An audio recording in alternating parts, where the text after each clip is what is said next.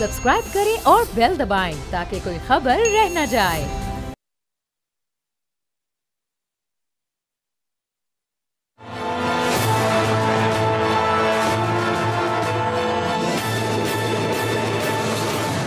अस्सलाम वालेकुम, मैं हूं बाब जहांगीर। आप देख रहे हैं प्रोग्राम तज़किया। पाकिस्तान में शंघाई ताउन तंजीम का इजलास 15 और 16 अक्टूबर को होने जा रहा है। ये इजलास पाकिस्तान की तरक्की के लिए इंतहाई अहम है क्योंकि शंघाई ताउन तंजीम एक बहुत बड़ा प्लेटफॉर्म है जिसके रुकन ममालिक पूरी दुनिया की मईशत के 25% हिस्से के मालिक हैं। दुनिया की कुल आबादी का 40% हैं और GDP का तकरीबन 32% हिस्सा बनते हैं। इसके साथ साथ ये ममालिक तेल और गैस समेत लातादाद मादनी वसाइल से भी मालामाल हैं। पाकिस्तान 2017 में इस तंजीम का मुस्तकिल रुकन बना और अब पाकिस्तान पहली बार शंघाई ताउन तंजीम के सरबराही इजलास की सदारत करने जा रहा है, जिसकी वजह से इसकी अहमियत और भी ज़्यादा बढ़ जाती है।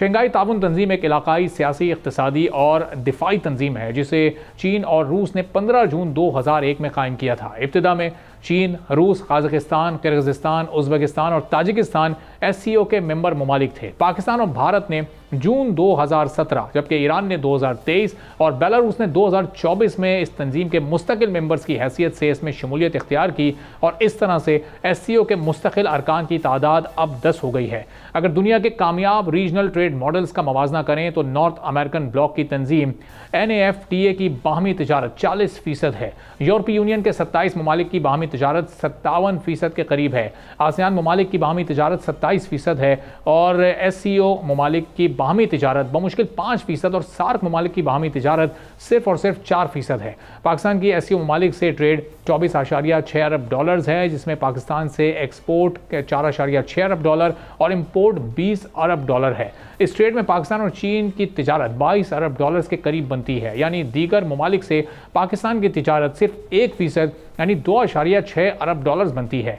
SCO का सरबराही इजलास एक ऐसे वक्त में हो रहा है जब पाकिस्तान की मईशत तेज़ी से इस्तेहकाम की जानिब गामजन है। मुल्क की मईशत के तमाम आशारिये इस वक्त मुस्बत दिखाई दे रहे हैं। चीन की जानिब से शुरू किया गया बेल्ट एंड रोड इनिशिएटिव तमाम रुकन ममालिक ख़ास तौर पर पाकिस्तान को जोड़ने की सलाहियत रखता है। पाकिस्तान समेत कई ममालिक में इस मंसूबे के तहत बड़े सनती मंसूबे शुरू किए गए हैं। रूस की जानिब से शुरू किया गया नॉर्थ साउथ कॉरिडोर भी रुकन ममालिक के साथ साथ यूरोप को भी मुंसलिक करने के मौके फराहम करेगा, जिससे पाकिस्तान की इक़्तिसादी तरक्की को मज़ीद तेज़ी मिलेगी। पाकिस्तान में इस वक्त पावर सेक्टर का बहरान भी मुल्क की मईशत की तरक्की में रुकावट बना हुआ है। SCO का इजलास मुल्क की पावर सेक्टर के बहरान को कम करने में अहम किरदार अदा कर सकता है। SCO के तहत एनर्जी के मुश्तरका पैदावारी मंसूबे शुरू किए जा सकते हैं और रीन्यूएबल एनर्जी के मंसूबों पर काम किया जा सकता है। दुनिया की नज़रें इस वक्त पाकिस्तान पर हैं। पाकिस्तान दुनिया भर के सरमायाकारों की तवज्जो हासिल कर रहा है। चीन के वज़ीर आज़म ली शियांग भी पाकिस्तान पहुँच चुके हैं और चीनी वज़ीर आज़म के इस दौरे को मुल्क के लिए इंतहाई अहम समझा जा रहा है, जो 2013 के बाद चीन के वज़ीर आज़म का पहला दौरा है। इस दौरे के दौरान दोनों ममालिक के दरमियान मुतादिद मुआहदों पर दस्तखत के साथ साथ ML1 मंसूबे की तामीर से मुताल्लिक मज़ीद पेशरफ्त का इम्कान है। CPEC फ़ेज़ 2 का भी आगाज़ हो गया है। अरबों डॉलर के कॉरिडोर के मंसूबे से दो तरफ़ा ताल्लुकात को फ़रोग़ मिलेगा। चीनी वज़ीर आज़म से कबल सऊदी सरमायाकारी के वज़ीर और उनका वफ़द भी पाकिस्तान में मौजूद था।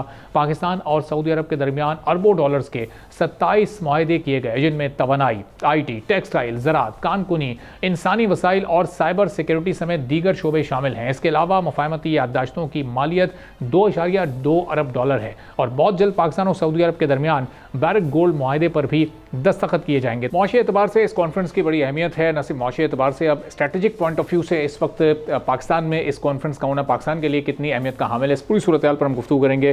डॉक्टर हुमा बकाई साहिबा माहिर हैं बैनुल-अक़वामी उमूर के, हमारे साथ मौजूद हैं। हुमा बकाई साहबा, बहुत शुक्रिया प्रोग्राम के लिए आपने मैम वक्त निकाला। इस वक्त इस कॉन्फ्रेंस का इनेकाद जो अगले 2 रोज़ हो रही है, तकरीबन तमाम ही वफ़द पाकिस्तान पहुँच चुके हैं। ख़ास तौर पर चाइना के वज़ीर आज़म 11 साल बाद पाकिस्तान आए। स्ट्रेटेजिकली इस वक्त पाकिस्तान की कितनी इंपॉर्टेंस बढ़ जाएगी इस कॉन्फ्रेंस के पाकिस्तान में इनेकाद से? देखिए जी, पाकिस्तान के बारे में बारहा ये कहा जा रहा था कि शायद पाकिस्तान इतनी माशी मुश्किलात में है इस वक्त कि वो अब डिप्लोमेटिकली भी आइसोलेट हो गया है। तो एक तो ये बहुत जो एक नेगेटिव रिसेप्शन था, ये इस कॉन्फ्रेंस के पाकिस्तान में इनेकाद होने से भी डिस्पेल होता है। फिर दूसरी अहम बात ये कि इस कॉन्फ्रेंस में जो इसकी मेंबरशिप है, जो पहले शंघाई 5 थी और अब 10 मेंबर्स हैं, वहाँ पाकिस्तान को एक सर्टेन एज हासिल है। तो इस यूरो एशियन रीजनल जो सेटअप है उसमें पाकिस्तान के चाइना से बहुत अच्छे ताल्लुकात हैं, पाकिस्तान के रशिया से बेहतर होते हुए ताल्लुकात हैं, पाकिस्तान ईरान के साथ भी अच्छे फंक्शनल रिलेशंस रखना चाहता है, और more importantly Pakistan central Asian states के साथ कॉन्स्टेंटली इंगेज होता है और अच्छे ताल्लुकात हैं। तो जो एम्बेड बन रहा है इस कॉन्फ्रेंस का, वो पाकिस्तान को कदर एडवांटेजेस पोजीशन में रखता है। दूसरी बात ये जी कि पाकिस्तान अपने माशी मसाइल की वजह से, उसके ऊपर ये बात अब बहुत ज़रूरी हो गई है कि वो ऐसे इक़्तिसादी नए रिश्ते बनाए जिससे उसकी माशी ऑप्शंस में इजाफा हो। तो मैं समझती हूँ कि ये कॉन्फ्रेंस उसका एक बेहतरीन फोरम है। और दूसरी भी बात ये कि जी रीजनली हम बहुत समझिए जुड़ नहीं रहे थे। सार्क तो ख़त्म हो गई थी, सार्क के तो कोई नाम भी नहीं लेता, और इंडिया पाकिस्तान के मसाइल की वजह से SAARC is a dead horse. तो ऐसी सूरत हाल में इस कॉन्फ्रेंस में होना पाकिस्तान के लिए पॉलिटिकली अच्छा है, इकनॉमिकली अच्छा है, स्ट्रैटेजिकली अच्छा है, और मोर इम्पोर्टेंटली जो इस वक्त टेररिज्म का समझिए हमारा बहुत सबसे बड़ा मसला है, उस टेररिज्म के लिए कलेक्टिव कोलैबोरेटिव मैकेनिज़म्स मौजूद हैं जिनका पाकिस्तान हिस्सा बनेगा। सही। तो अहमद साहब, अब ज़ाहिर है चूँकि भारत की नुमाइंदगी भी इस कॉन्फ्रेंस में मौजूद है, और पाकिस्तान और भारत के दरमियान जो भी रिसेंट पास्ट में पिछले 5-6 साल में जो ताल्लुकात रहे हैं, वो सबको उसका इल्म है पूरी क्या कुछ होता रहा है। क्या वहाँ भी कोई बर्फ़ पिघल सकती है, कोई एक सॉफ्ट कॉर्नर दोनों ममालिक के दरमियान पैदा हो सकता है? लेकिन माजी में भी ये सब कुछ होता रहा है, लेकिन उसके कोई फ्रूटफुल नताइज तो नहीं सामने आ सके। इस बार कोई ऐसी उम्मीद या तवक्को हम लगा सकते? मेरा ख्याल है कि जब भारत का नाम आता है ना, तो पाकिस्तान और सारे अवामिल भूलकर उसका फोकस भारत हो जाता है। भारत इस कॉन्फ्रेंस का एक हिस्सा है। भारत के लिए ये कॉन्फ्रेंस नहीं की गई, ना पाकिस्तान भारत के लिए की गई है। ये तो एक मल्टीलैटरल फोरम है। जिस तरह लास्ट ईयर बिलावल भुट्टो साहब हमारे फॉरेन मिनिस्टर थे और वो तशरीफ़ ले गए थे इंडिया, बावजूद उसके कि बहुत क्रिटिसिज्म था कि वो इंडिया क्यों जा रहे हैं। इसी तरह जयशंकर, जो कि बहुत सीजन्ड फॉरेन मिनिस्टर हैं इंडिया के, वो तशरीफ़ ला रहे हैं एससीओ में पार्टिसिपेट करने के लिए।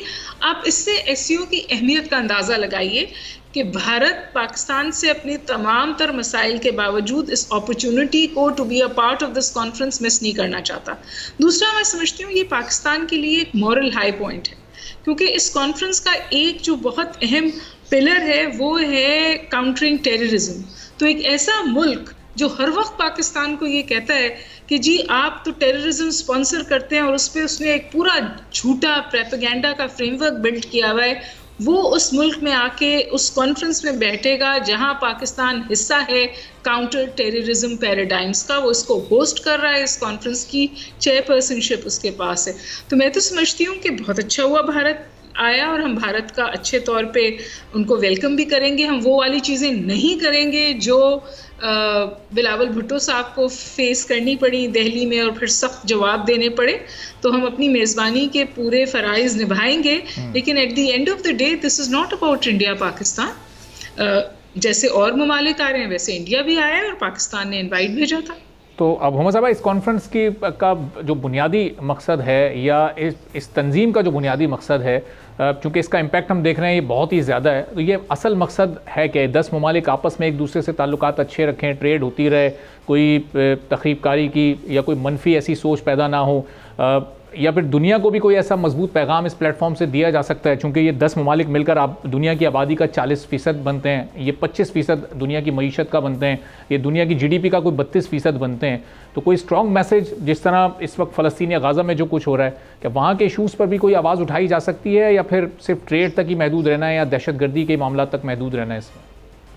देखिए, जब शंघाई 5 की तश्कील हुई थी और जब इसकी एक्सपेंशन हुई थी, तो इसका एम्बेड रीजनली था, और उसमें connectivity, cultural exchange, countering terrorism, defence, security और क्लाइमेट के ऊपर काम करने के हवाले से the countries had come together. लेकिन लार्जली डिफेंस एंड सिक्योरिटी था, क्योंकि उस वक्त भी टेररिज्म का बहुत सामना था इस हिस्से को, इस रीजनल ब्लॉक को।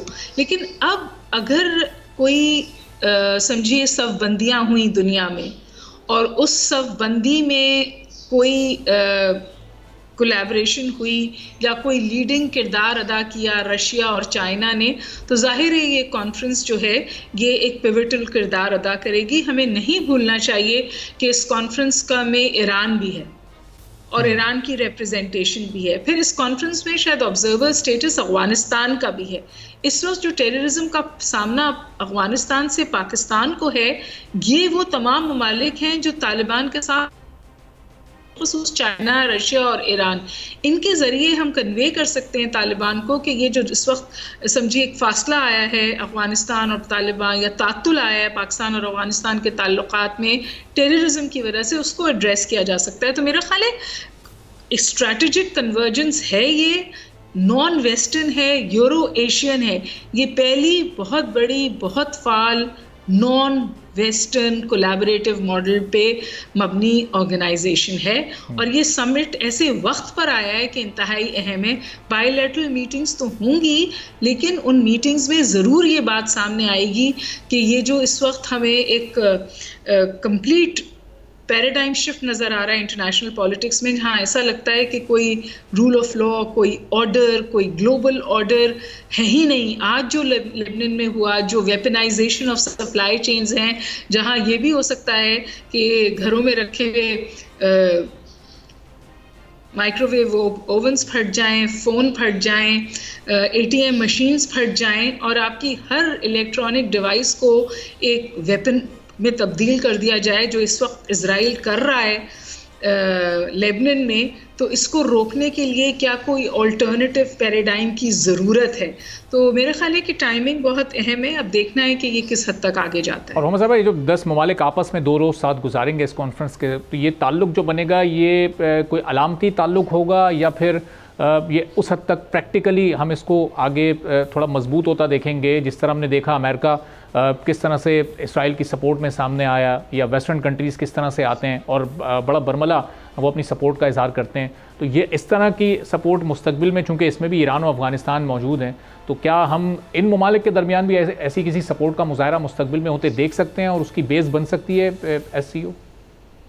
देखिए, जो कन्वर्जेंस आपको इजराइल और अमेरिका के बीच में नज़र आती है, उसकी जो रूट्स हैं वो बिल्कुल मुख्तलिफ हैं।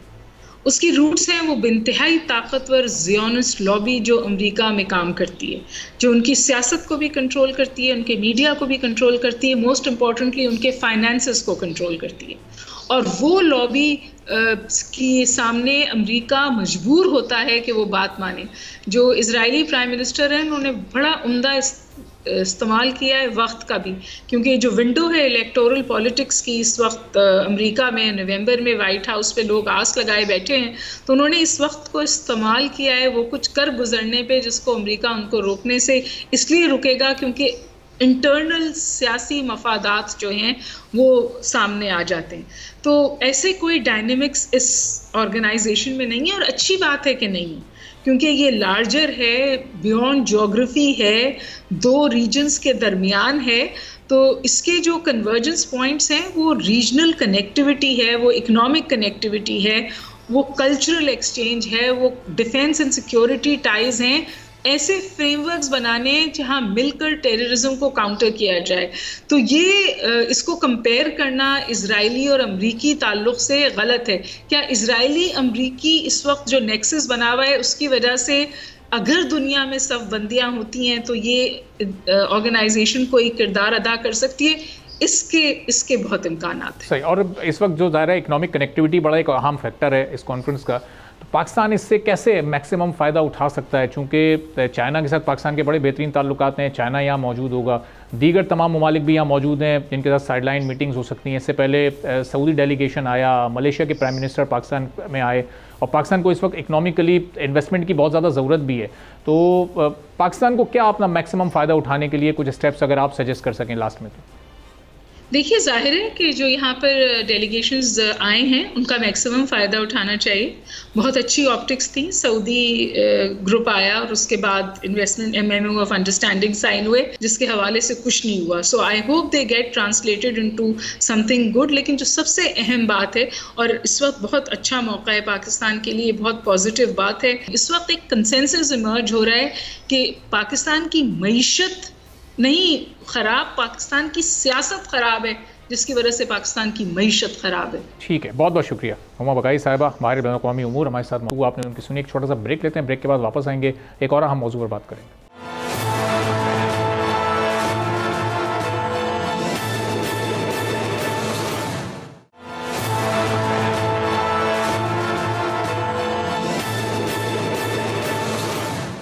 एक बार फिर आपको प्रोग्राम में खुशामदीद कहेंगे। शंघाई ताउन तंजीम का अहम तरीन इजलास कल और परसों पाकिस्तान में होने जा रहा है, और जहां स्ट्रेटजिकली इस इजलास की बड़ी इंपॉर्टेंस है, वहीं इस कॉन्फ्रेंस की एक अपनी मुआशी भी एक अहमियत है, चूँकि पाकिस्तान इन ममालिक के साथ जो तमाम मेंबर ममालिक हैं सिर्फ 24.6 अरब डॉलर्स की तजारत कर रहा है, उसमें भी 22 अरब डॉलर सिर्फ पाकिस्तान और चीन के दरमियान तजारत का हजम है। तो दीगर ममालिक के साथ किस तरह से अपने इस तजारती हजम को बढ़ाया जा सकता है, इम्पोर्ट और एक्सपोर्ट का सिलसिला किस तरह से तेज़ किया जा सकता है, साइड लाइन्स पर होने वाली मुलाकातें किस हद तक माशी इस्तेहकाम की जानिब पाकिस्तान को लेकर जा सकती हैं, इस पर हम गुफ्तगू करेंगे। आबिद सुलैरी साहब हमारे माशियात हमारे साथ मौजूद हैं। आबिद साहब बहुत शुक्रिया सर, प्रोग्राम के लिए आपने वक्त निकाला। अब ये SCO इस वक्त पाकिस्तान को इकनॉमिक फ्रंट पर किस हद तक मदद दे सकती है, सपोर्ट दे सकती है, चूँकि हम देख रहे हैं कि चाइना के अलावा जो दीगर ममालिक हैं इसमें, उनके साथ पाकिस्तान की ट्रेड ऑलमोस्ट ना होने के बराबर है। जी शुक्रिया। देखिए SCO का सबसे पहले तो जो इनेकाद है, जो इस पर council of heads of government को बताता है, खुद एक बहुत इम्पोर्टेंट चीज़ है ऐसे वक्त में जबकि पाकिस्तान दुश्मन अनासर ये खबरें फैला रहे थे कि पाकिस्तान खुदा न खास्ता सफारती तौर पर बिल्कुल तनहा रह गया है। उसमें हमने देखा कि 7 वज़राए आज़म और बाकी जो डिग्निटीज का पाकिस्तान में आना, 1000 से ज़्यादा डेलीगेट का, ये पाकिस्तानी स्टेबिलिटी, पाकिस्तानी सिक्योरिटी और गवर्नमेंट ऑफ पाकिस्तान पे और पाकिस्तान एज ए स्टेट इस पे एक एतमाद है इंटरनेशनल कम्युनिटी का। जब बात करते हैं इसमें मुआशी अपॉर्चुनिटीज की, तो थोड़ा सा SCO का आपको कंपोजिशन देखना होगी। तो SCO में इस वक्त दुनिया की 2 इकोनॉमिक जॉइंट्स हैं, जो कि चाइना और रशिया। उसमें 4 एटमी ताकतें हैं, चाइना, रशिया, पाकिस्तान और इंडिया। और उसमें अगर आप मजीद देखें तो 2 ममालिक ऐसे हैं जिन पे कि इस वक्त सैंक्शंस का जिनको सामना है, रशिया और ईरान को। चाइना पे टैरिफ्स का जो है वॉर वो जारी है। यही वजह है कि इस वक्त इस टाइमिंग को जब हम यूक्रेन कॉन्फ्लिक्ट को नज़र से देखें, इसमें गजा की जो बदकिस्मत सूरत हाल है उसके तनाजुर में देखें, तो ये एक अपॉर्चुनिटी बन रही है। रशिया को अपनी तिजारत डाइवर्ट करनी है, ईरान जो है वो बार्टर ट्रेड चाह रहा है, उसको अपनी तिजारत डाइवर्ट करनी है।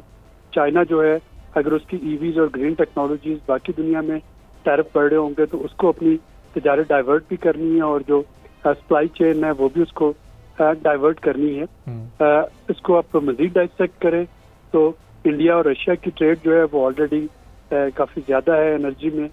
इंडिया और चाइना में आर्क राइवल होने के बावजूद टेरिटोरियल इश्यूज पे उनकी ट्रेड जो है वो स्टेबल है, और इंडिया और ईरान की ट्रेड भी स्टेबल है। तो ऐसे में पाकिस्तान के पास एक ऑप्शन बचती है कि ये तीनों मुल्क जिनकी मैंने बात की, चाइना, रशिया और ईरान, ये डी डॉलराइजेशन चाह रहे हैं।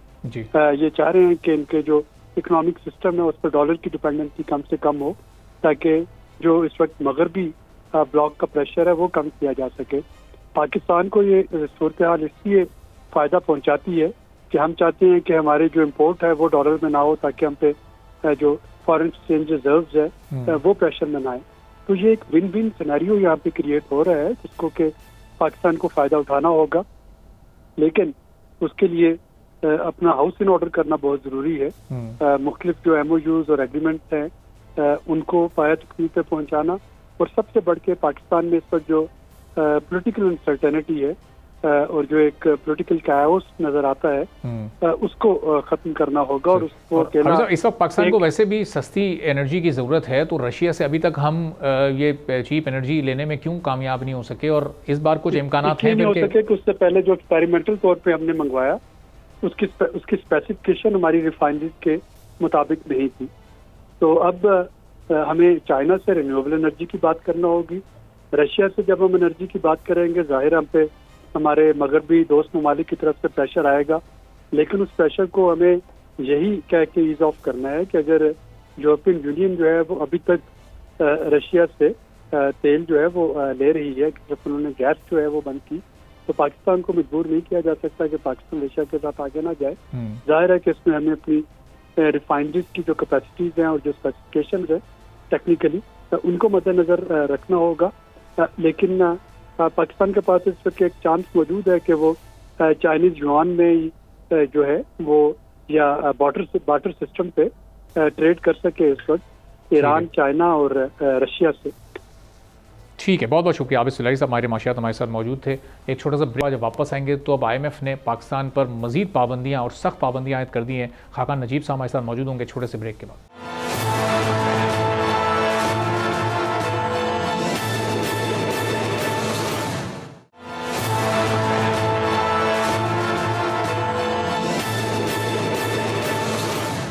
एक बार फिर आपको प्रोग्राम में खुशामदीद कहेंगे। और $7 अरब के एक्सटेंडेड फंड फैसिलिटी प्रोग्राम के तहत हुकूमत पाकिस्तान ने 22 शराइत की मंजूरी के साथ IMF के साथ तहरीरी मुआहदा कर लिया है, जिस पर वजीर खजाना मोहम्मद औरंगजेब और गवर्नर स्टेट बैंक ने दस्तखत भी कर दिए हैं। 22 शराइत पर मुश्तमिल इस तहरीरी मुआहदे में IMF की जानिब से पाकिस्तान पर सख्त पाबंदियाँ आयद की गई हैं, जिस पर पाकिस्तान को हर सूरत अमल दरामद करना होगा। इस मुआहदे के तहत पाकिस्तान को जून 2025 तक खुसूसी इख्तिसादी जोन्स की मुराद को मरहलावार ख़त्म करने का मनसूबा तैयार करना होगा।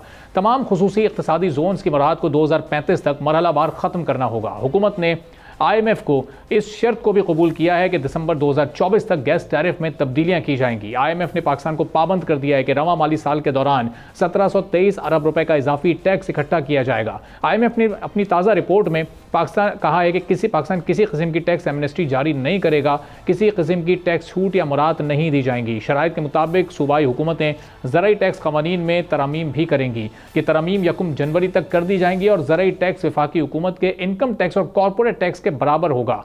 1 जुलाई 2025 से ज़राए आमदन पर टैक्स की वसूलियां शुरू करनी होंगी। IMF का यह भी कहना है कि पर्सनल और कॉरपोरेट इनकम टैक्स से 357 अरब रुपए जमा किए जाएंगे। सेल्स टैक्स छूट खत्म करने से 286 अरब रुपए की आमदनी होगी। फेडरल एक्साइज ड्यूटी का दायरा कार बढ़ाने से 413 अरब रुपए का मजीद टैक्स जमा करना होगा। विद होल्डिंग टैक्सेस के जरिए 240 अरब रुपए का इजाफी टैक्स जमा किया जाएगा। सूबाई हुकूमतें अपनी टैक्स आमदन बढ़ाने के इक़दाम करेंगी। वजारत खजाना ने इजाफी बजट के अखराजात की मंजूरी पार्लियामेंट से हासिल करेगी और वफाकी हुकूमत की मुदाखलत रोकने के लिए किए गए इक़दाम की रिपोर्ट IMF को पेश की जाएगी। माजी में पाकिस्तान ने IMF के साथ तय इस्लाहात पर अमल दरामद नहीं किया। गुज़िश्ता 2 दहाइयों में आलमी तिजारत का हिस्सा बनने के लिए संजीदा इक़दाम नहीं किए गए। इसकी वजह से पाकिस्तान अपनी एक्सपोर्ट्स में इजाफा नहीं कर सका। पाकिस्तान को दीगर आलमी मालियाती इदारों से $14 अरब की फाइनेंसिंग मिलने की उम्मीद है। हुकूमत ने टैक्स वसूली को GDP के 12.3% के बराबर लाने पर इत्तेफाक किया। रिपोर्ट में यह भी कहा गया है कि माली साल 2024-25 से 2029-30 के दरमियान शरह नमू 4 से 4.5% रहने का तखमीना है और इस दौरान महंगाई 6 से 9.5% तक रहने का इम्कान है। IMF ने यह शर्त भी रखी है कि बिजली की तकसीम कार कंपनीज की निजकारी की जाएगी और कैप्टिव पावर प्लांट्स का इस्तेमाल बंद किया जाएगा। माली साल 2025 के लिए सर्कुलर डेट को कम करने के लिए टैरिफ में बरवक्त इजाफा, टारगेटेड सब्सिडीज़ और पावर सेक्टर में अखराजात को कम करने के लिए हुकूमती इस्लाहात ज़रूरी होंगी। मुल्क में करप्शन के खात्मे के लिए भी IMF ने डू मोर का मुतालबा कर दिया है। IMF ने पाकिस्तान में सरकारी बदइंतज़ामी की निशानदेही करते हुए कहा है कि करप्शन के मुकदमात में सियासी मकासद के लिए हरासगी को ख़त्म किया जाए। IMF की शर्त के मुताबिक अगर महसूलात में तयशुदा हदफ के 1% से ज़्यादा कमी आती है तो इत्तेहादी हुकूमत मिनी बजट मुतारिफ कराएगी। इससे मशीनरी की दरामद पर एडवांस इनकम टैक्स में 1% इजाफा होगा ताकि इजाफी 24 अरब इकट्ठे किए जा सकें। सनदों के खाम माल की दरामद पर एडवांस इनकम टैक्स में 1% इजाफा होगा ताकि सालाना 42 अरब रुपए इकट्ठे हों और कमर्शियल इंपोर्टर्स के खाम माल की दरामद पर एडवांस इनकम टैक्स में 1% इजाफा करके 12 अरब रुपए सालाना हासिल किए जाएंगे। माशी माहिरीन के मुताबिक कुछ शराइत के जरिए आवाम पर गैर ज़रूरी दबाव भी डाले जाने का इम्कान है। विशाल पर हम गुफ्तगू करेंगे डॉक्टर खाकान नजीब साहब, साबिक मुशीर हैं, वजारत खजाना के हमारे माशियात हैं। खाकान साहब बहुत शुक्रिया सर, प्रोग्राम के लिए आपने वक्त निकाला। अब ये जो इतनी मुश्किल शराइत जो बज़ाहिर सुनने में और पढ़ने में बड़ी मुश्किल लग रही हैं इस वक्त, जब ये तमाम की तमाम हुकूमत पाकिस्तान ने इस पर एग्रीमेंट कर लिया है, इनको इम्प्लीमेंट करना अब कितना मुश्किल और चैलेंजिंग होगा? बिस्मिल्लाहिर्रहमानिर्रहीम। अरबाब साहब बात का आगाज़ इस तरह करते हैं कि एक हार्ड वन मैक्रो स्टेबिलिटी है पाकिस्तान में, जिसका मतलब है हमने 12 मई महीने जो स्टैंड बाय अरेंजमेंट है उसके साथ गुजारे, तो अब ऐसी सूरत हाल है कि मैं कह सकता हूँ कि इन्फ्लेशन, कीमतों के बढ़ने की शरह कम हो रही है। पाकिस्तान का करंट अकाउंट एलबीट इकॉनमी को स्लो करके संभल गया है। रिजर्व्स का बिल्डअप 2 माह की इंपोर्ट्स कवर पर आ गया है। ये 1 माह से भी नीचे चला गया था जब प्रोग्राम नहीं था। अब जो दूसरी बात इम्पॉर्टेंट है वो ये है कि staying with the fund is necessary, कि अगर इस स्टेबिलिटी को सीमेंट करना है अगले 1 से 3 साल के दरमियान। नंबर 3, पाकिस्तान ने अपनी ज़िंदगी में एक एक्सटेंडेड फंड फैसिलिटी या लॉन्गर ड्यूरेशन का प्रोग्राम टू कंप्लीशन किया है। ये बात दुरुस्त है कि 24 प्रोग्राम ज़रूर में एंटर किए हैं अब 24वें में, बट कंप्लीशन एक लॉन्ग टर्म प्रोग्राम की है। और अरबाब, ये बात मुझे इसलिए मालूम है कि ये 13-16 का प्रोग्राम था। मैंने पाकिस्तान के लिए वो प्रोग्राम उस कोर टीम में एंकर किया था। सो प्रोग्राम में जाना और प्रोग्राम को कंप्लीट करना आर टू सेपरेट थिंग्स। बहुत सी चीज़ें, मतलब एनर्जी सेक्टर के प्राइस पास थ्रूज होंगे, आपने फरमाया ये लास्ट प्रोग्राम का भी हिस्सा थे। आप खुद क्यों नहीं कर लेते? नेप्रा और ओगरा सेट करता है प्राइसेस। अगर आप आज तक कर रहे होते तो यकीन कीजिए पावर सेक्टर का डेट जब 13-16 का प्रोग्राम शायद ख़त्म हुआ तो क्या होगा, 1000-1200-1500 के करीब होगा। आज 2500 को तजावुज़ कर गया है ना। उसमें एक बहुत बड़ा आंसर ये है। बाकी जो लाइन लॉसेस और T&D लॉसेस हैं और जो लॉस ऑफ कलेक्शन है वो अपनी जगह। आपने गैस इंपोर्टेड जो है जब सस्ती डोमेस्टिक को बेची तो आज 2100 अरब रुपए का सर्कुलर डेट गैस सेक्टर में भी खड़ा किया। अब ये आपको करना पड़ेगा फंड के अंडर रहते हुए। आई थिंक हम करते चले जाएंगे। पर आपने जो बहुत ही अच्छा जिक्र किया वो ये है कि ये एक टैक्स हैवी एजेंडा है जो फंड ने आपके सामने रखा है। मैं एक नंबर आपके सामने रखूं, ये जो सारे डॉक्यूमेंट्स अपलोड हुए हैं जिसमें आर्टिकल 4 भी है, जिसमें MEFP भी है, लेटर ऑफ इंटेंट भी है, स्टाफ रिपोर्ट भी है, इसमें अगर आप जाकर ना फाइंड करें लफ्ज़ टैक्स तो वो 333 दफ़ा आया है। ये है एम्फसिस जो इस वक्त फंड का आपके टैक्स के निज़ाम पर है। अगर आप एक्सपेंडिचर का लफ्ज़ उसी में टाइप करें पूरे उन सब डॉक्यूमेंट्स में तो 52 दफ़ा आया है। तो पहली तो बात यह है, मैं इतने एम्फसिस ऑन टैक्स को समझता हूँ कि होना चाहिए, पर इतना एम्फसिस 1800 अरब के करीब नए टैक्सेस लगे। अब भी 1% का शॉर्टफॉल जो है पहले क्वार्टर में जिसका आपने जिक्र किया वो आ गया है। इसका मतलब क्या है, 2700 अरब का करीबन हदफ था। हमने जो कलेक्शन की उसमें अगर 1% कम होता तो 27 अरब रुपए होते, तो 93 अरब का जो शॉर्टफॉल है वो 1% से बढ़ के है। तो जैसे आपने कुछ चीज़ें सामने रखी, आपको मिनी बजट या जो भी उसको नाम दीजिए एडजस्टमेंट्स करनी पड़ेंगी। अब दूसरी चीज़ ये है कि क्या आपको ये एडजस्टमेंट्स करनी चाहिए या एक्सपेंडिचर को संभालना चाहिए। मैं बारहा कहता हूँ एक्सपेंडिचर को संभालना चाहिए। फिर आपने दुरुस्त ये बात भी सामने रखी कि हमें तकरीबन जो टैक्स एफर्ट है over the life of the programme वो 3% के करीब करना है। इसका मतलब ये है कि अगर हमारा 9-9.5% के करीब टैक्स टू GDP है, इसको हमें 12-12.5% पर लेकर जाना है। ये इजी टास्क नहीं होगा करना। सो हमें तवातर से जो ना सिर्फ पॉलिसी मेजर्स लेते चले जाना पड़ेगा, बट तवातर से जो जिसको हम कहते हैं ना कि इम्प्लीमेंटेशन नहीं हुई, हमारी इन्फोर्समेंट कमज़ोर है, एडमिनिस्ट्रेशन कमज़ोर है, जिसे कहते हैं आप डिजिटलाइजेशन कमज़ोर है, डेटा एनालिसिस कमज़ोर है, ये सब काम करने पड़ेंगे। आई रियली होप कि हम ये सब काम करने पड़ेंगे। मॉनेटरी पॉलिसी आप ख़ुद देखिए कि इस वक्त 17.5% का पॉलिसी रेट है और 9.5% की इन्फ्लेशन है। 10% के करीब का 8% के करीब का ये फ़र्क आ रहा है। मॉनेटरी पॉलिसी ईजिंग की गुंजाइश है, बट फंड के साथ रहते हुए आपको थोड़ा टाइटर ही रखना पड़ेगा। एक्सचेंज रेट स्टेबिलिटी जो है उसको आप मेंटेन करना चाहते हैं, बट फंड आपके साथ जो है रहेगा कि आपको एक्सचेंज रेट फ्लेक्सिबिलिटी में रहना है। सो आप शायद आपकी जैसे इंपोर्ट खोलेंगी तो आपकी थोड़ी सी करंट अकाउंट बढ़ेगा, which is also all right. SOE की जो गवर्नेंस है मैं नहीं समझता उसमें बहुत ज़्यादा तब्दीली आएगी, ना ही कोई स्ट्रक्चरली बहुत ज़्यादा तब्दीली आ सकती है।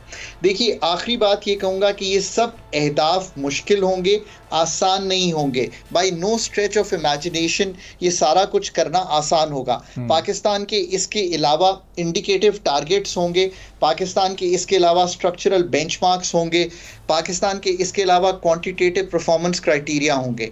अब आखिरी बात इसमें यह है कि पाकिस्तान आखिर फ़ंड के प्रोग्राम क्यों नहीं कंप्लीट करता।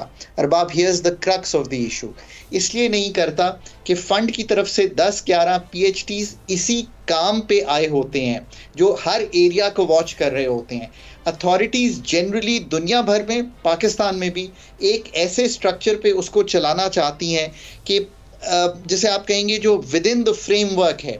फंड का प्रोग्राम जब एक भी हमने कंप्लीट किया लास्ट टाइम, तो I had to separate it from normal running and make sure कि ये फंड का प्रोग्राम जो है वो कंप्लीट हो रहा है। सो आई रियली होप कि हम इस तरफ जाएंगे।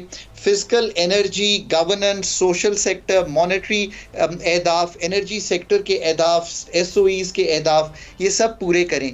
ये डुएबल हैं, ऐसा भी नहीं है कि ये डुएबल नहीं है, बट ये करने के लिए आपको स्पेसिफिक टीम बिठाना पड़ेगी जो ये काम कर सके। ठीक है। अब खाकान साहब, ये एक्सपेंडिचर को कंट्रोल करना तो इस वक्त लग नहीं रहा कि हुकूमत की कहीं इंटेंशन में भी शामिल है। जो टैक्स एडजस्टमेंट्स का मामला है, अब ये एडजस्टमेंट उन्हीं लोगों पर जो पहले से टैक्स पेयर्स हैं उन पर होती है, तो फिर ये बड़ी ज़्यादती वाली बात हो जाएगी। चूँकि नए सेक्टर्स को जब आप रिफॉर्म की सूरत में इंक्लूड करना चाह रहे हैं, तो ये एडजस्टमेंट्स उन पर नए टैक्सेस आयद करके भी तो की जा सकती है। कि ये इस वक्त आपको इस हुकूमत के रहते हुए ये मुमकिन नज़र आ रहा है? देखिए, एक तो ये है कि जो इन्फोर्समेंट के मेजर्स हैं वो अथॉरिटीज़ खुद लेती हैं। पाकिस्तान के केस में इन्फोर्समेंट मेजर्स को जो IMF है वो बहुत ज़्यादा नहीं मानता। वो ये कहता है कि आप ये हमेशा हमें कहते हैं कि हम ये कर लेंगे, वो कर लेंगे और इससे आ जाएगा digitalisation, going after new tax payers, पर वो पॉलिसी मेजर्स में ही बिलीव करते हैं। पॉलिसी मेजर्स का इशू ये है कि पॉलिसी मेजर्स उन्हीं से लिए जा सकते हैं जो टैक्स नेट में मौजूद हैं। जो टैक्स नेट में सेल्स टैक्स नहीं दे रहे या इवेड कर रहे हैं वो तो रजिस्टर्ड ही नहीं है। मैं तो हैरान होता हूँ कि इवन जो मैन्युफैक्चरिंग सेक्टर है उसका बहुत सा ऐसा हिस्सा है जो दे ही नहीं रहा सेल्स टैक्स।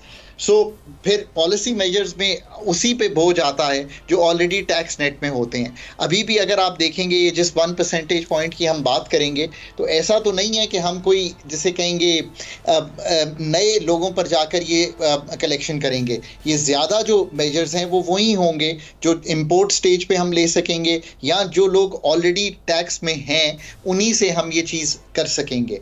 पर ऑन आवर ओन हमें कोई नहीं रोक रहा। हम अपनी टैक्स बेस को बढ़ाते जाएं, हम ये कोशिश करते जाएं कि विद इन द फ्रेमवर्क हम जो ये कलेक्शन करेंगे सारी, वो प्रॉपर्टी टैक्सेस से हो, वो एग्रीकल्चर इनकम टैक्स के निज़ाम से हो, वो रियल एस्टेट के प्रॉपर कैपिटल गेन से हो, वो सेल्स टैक्स इवेजन। अगर आप कहते हैं 3400 अरब है, दो मेरे ख्याल में अगर उसका नंबर आपने 272 ही दिया है जो अभी तक कंफर्म हुआ है, चले मैं 272 ले लेता हूँ, तो अगर उस 272 को ही कलेक्ट कर लेंगे तो फिर आपको ये एक नई किस्म की होगा। अरबाब ने तो दे दिया सेल्स टैक्स, पर वो सेल्स टैक्स अथॉरिटी तक नहीं पहुंचा, तो हम उनके पास चले जाएं।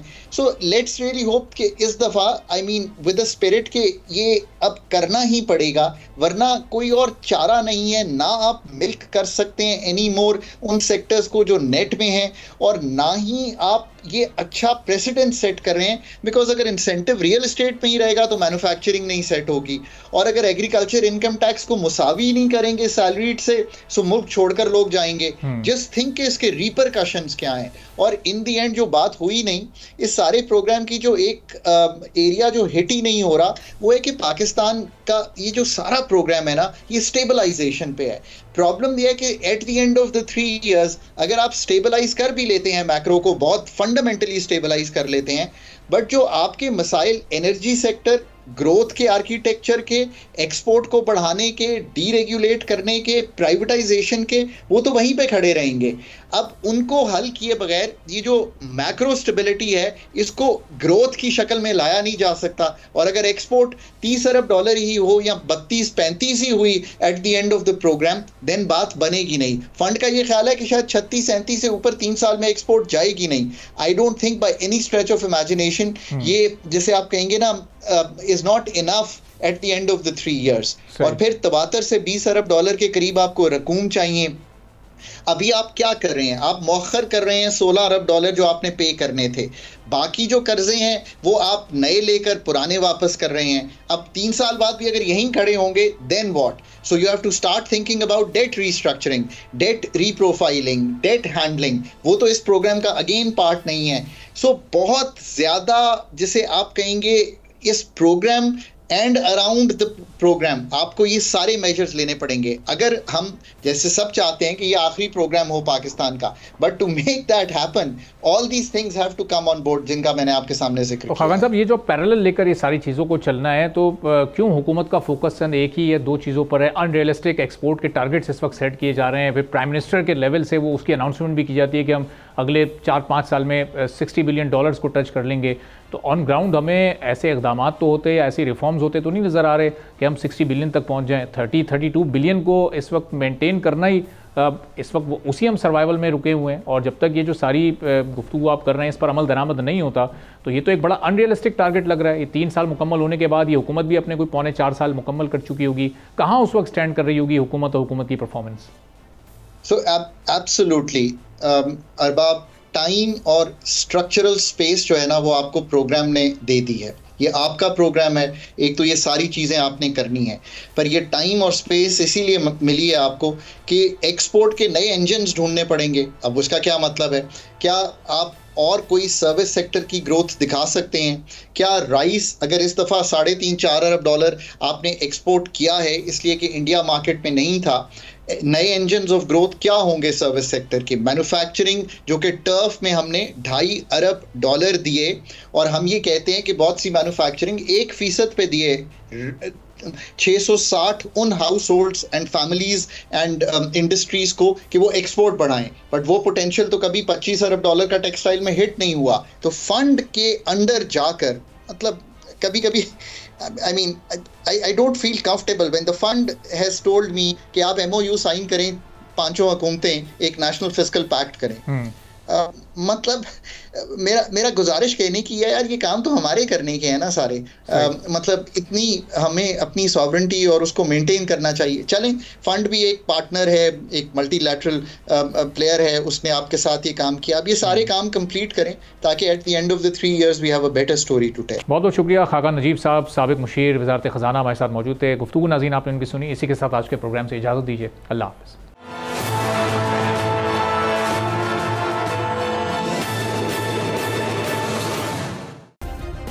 सब्सक्राइब करें और बेल दबाएं ताकि कोई खबर रह न जाए।